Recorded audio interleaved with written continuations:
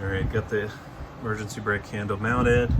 I'm just driving a 5/16 by 2.5 inch bolt, hex bolt from the outside. These are 3/8 nuts. I'm just using them as spacers because I have to clear this guy to the frame rail, so it's really just a spacer to hold it off. I got plenty of room up here where I'm not going to be hitting the bottom of the dash. But that's how that's mounted. This bracket's really sturdy. It's not going anywhere. This looseness here is just from the handle and the play there.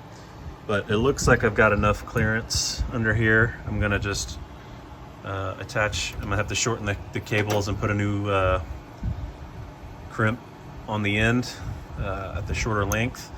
And then I think it's good because I've got my drive shaft safety loop, so it's not going to be rubbing the drive shaft or anything like that. And I'll just run it right into here.